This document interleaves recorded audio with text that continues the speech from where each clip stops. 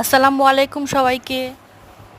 আসসালামু আলাইকুম সবাইকে। তুমি কেমন আছো? আমি ভালো আছি।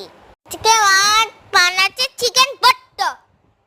এখানে আছে পেঁয়াজ কুচি, একটা টমেটো, কিছু কাজু বাদাম, কাসুরি মেথি, মশলার মধ্যে আছে হলুদ, ধনে গুঁড়ো, জিরে গুঁড়ো, কিছু গোটা গরম মশলা, ওখানে আছে আদা রসুন, আর রেখেছি একটু দুধ। 3টে ডিম আমি সিদ্ধ বসিয়ে দেবো। পিস চিকেন নিয়েছি বোনলেস, তার সঙ্গে 2টো হাড়ও আমি নিয়েছি, কারণ আমি যে জলটা দিয়ে ওটা দিয়ে আমি চিকেন স্টক বানাবো। এই জলটা ফেলবো না, যাতে চিকেনের টেস্টটা আরও বেশি ভালো হয়। গোটা গরম মশলাগুলো অ্যাড করে দেব চিকেনের ওপরে। এখানে জল দিয়ে দেব সিদ্ধ হওয়ার জন্য। আপনারা পরিমাণ মতো জল দিয়ে দেবেন।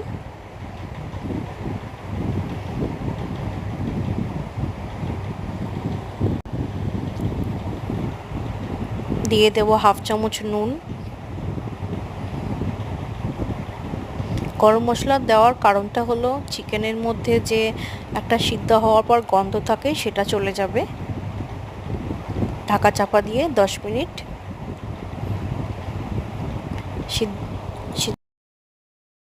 সেদ্ধ হতে দেব। 10 মিনিট হাই ফ্লেমে।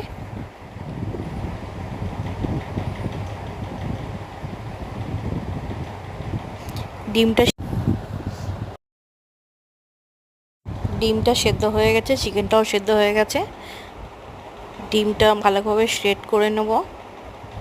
একটু ধৈর্য ধরে কাজটা করবেন যাতে টেস্টটা আরও বেশি ভালো হয়।